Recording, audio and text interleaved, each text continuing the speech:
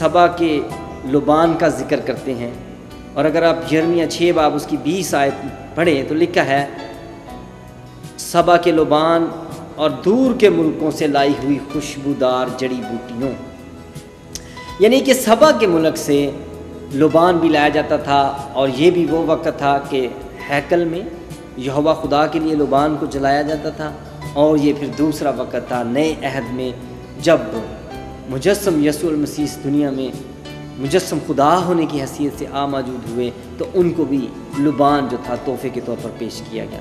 لہٰذا ہمیں پتہ چلتا ہے کہ سبا کے لوگ جو تھے وہ یہودیوں سے پہلے سے ہی عقیدت رکھتے تھے اور پہلے سے انہیں جانتے تھے، اور ان کی وابستگی جو تھی وہ اسرائیل کے ملک سے پہلے سے تھی۔ اور اسی بات کے آپ جانتے ہیں کہ جب سلیمان بادشاہ کو پہلا سلاطین 10 باب میں ملکہ سبا ملنے کے لیے آتی ہیں تو وہ بھی بڑے تحفے تحائف لے کر آتی ہیں۔ لہٰذا سبا، جنوبی عرب کا جو علاقہ سبا ہے، اس کے کافی عقیدت کے تعلقات جو تھے اسرائیل کے ملک سے تھے۔ لہٰذا اس پہلے نظریے کے مطابق غالباً ہم اندازہ کر سکتے ہیں کہ مجوسی جو تھے وہ سبا کے علاقے سے آئے تھے۔ یہ جو 3 مجوسیوں کی بات کی جاتی ہے، یہ 3 کا نمبر کہاں سے آیا؟ اچھا، متی 2 باب میں مرقوم مجوسیوں کے سارے واقعے میں یہ بھی سوال بڑا اہم ہے کہ ان کی تعداد کتنی تھی۔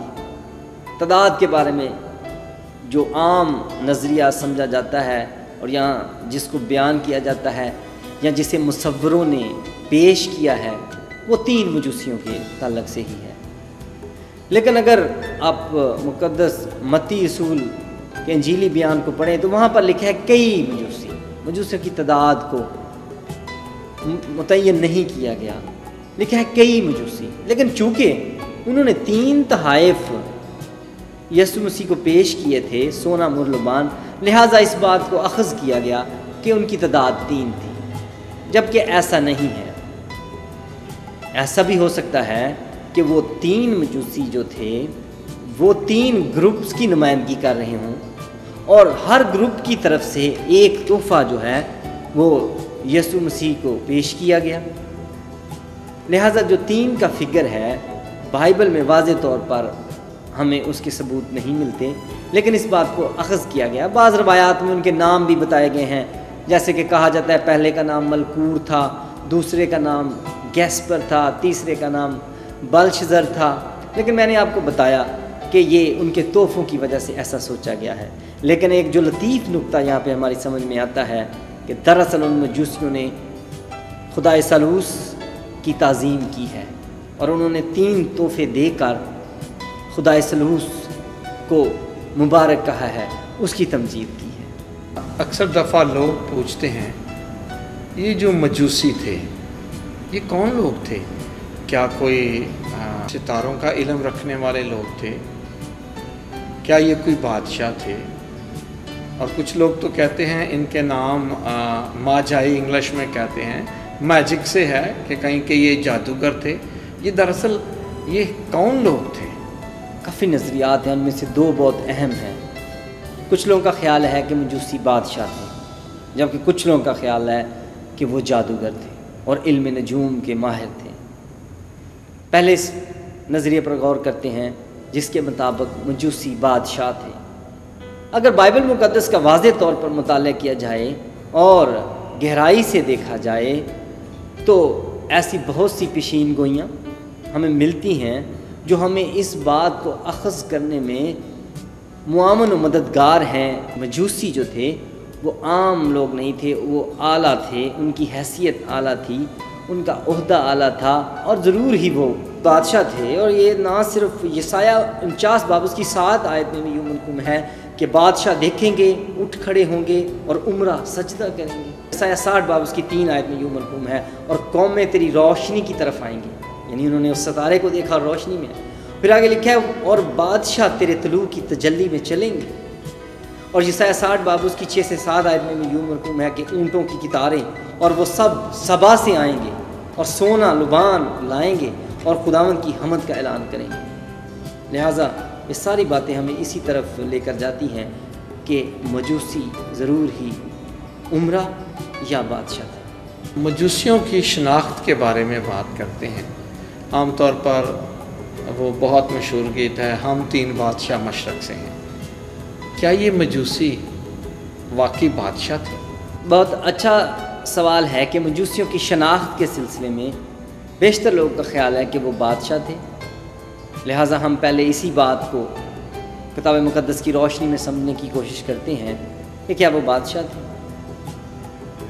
اگر بائبل مقدس کا بغور مطالعہ کیا جائے اور یسوع مسیح کی برتھ سٹوری سے ریلیٹڈ تمام باتوں کو مد نظر رکھا جائے تو ہمیں پتہ چلتا ہے کہ مقدس متی رسول کے انجیلی بیان کے مطابق مجوسی اعلیٰ عہدے دار تھے اور وہ کوئی کم درجے کے لوگ نہیں تھے، کیونکہ جس طرح سے جب وہ یروشلم میں پہنچے ہیں اور متی کی انجیل 2 باب اس کی 2 آیت میں یوں مرقوم ہے کہ انہوں نے آ کر کہا کہ یہودیوں کا بادشاہ کہاں ہے، ہم اسے سجدہ کرنے آئے ہیں، اور آپ دیکھتے ہیں کہ وہاں پر یہ لکھا ہے کہ یہ سن کر ہیرودیس بادشاہ اور اس کے ساتھ یروشلم کے سب لوگ گھبرا گئے۔ اس سے ہمیں پتہ چلتا ہے کہ مجوسی جو تھے وہ عام لوگ نہیں تھے، ان کی ایک دم سے ہیرودیس کے دربار میں رسائی اس بات کو ثابت کرتی ہے کہ وہ اہم لوگ تھے، اور پھر ہیرودیس بادشاہ کا ان کے اس بیان کو سن کر گھبرا جانا بھی ان کی اہمیت کو بیان کرتا ہے کہ وہ عام لوگ نہیں تھے۔ اور ہیرودیس بادشاہ جو ہیں وہ ان کی اس بات کے پیش نظر سردار کاہنوں اور فقیوں کو ان کے سامنے جمع کرتے ہیں تاکہ اس بات پر غور کیا جائے کہ کیا اس علاقے میں کوئی یہودیوں کا بادشاہ کتاب مقدس کے مطابق پیدا ہونے کو ہے۔ تو آپ دیکھیں کہ ان کے اس وجہ سے سردار کاہنوں کو اور فقیوں کو بلایا گیا ہے، اس سے بھی ہمیں ان کی اہمیت کا پتہ چلتا ہے۔ اور پھر 4 نمبر پر ہیرودیس بادشاہ کو مجوسیوں کو اپنے خلوت خانہ میں بلا کر بات چیت کرتا رہا، اور وہ اس بات سے ہمیں پتہ چلتا ہے کہ وہ اتنی دیر تک جب یہ معاملہ چل رہا تھا ہیکل میں ہی رہے۔ متی 2 باب اس کی 7 آیت میں یوں مرقوم ہے، اس پر ہیرودیس نے مجوسیوں کو چپکے سے بلا کر ان سے تحقیق کی کہ وہ ستارہ کس وقت دکھائی دیا تھا، یعنی کہ ان کو خلوت خانے میں بلایا گیا ہے۔ پہلے جب وہ آئے ہیں تو دربار میں بات چیت ہوئی ہے، سب وزیروں اور ان کے سامنے بات چیت ہوئی ہے، بعد میں خلوت میں بلایا گیا ہے۔ یقیناً وہ اہم لوگ تھے۔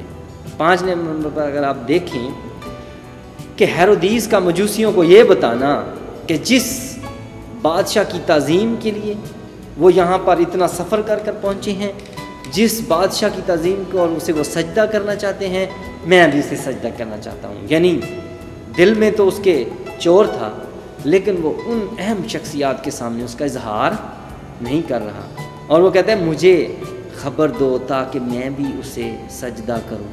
متی 2 باب اس کی 8 آیت میں یوں مرقوم۔ حالانکہ باطن میں وہ اس بچے کو مارنا چاہتا تھا۔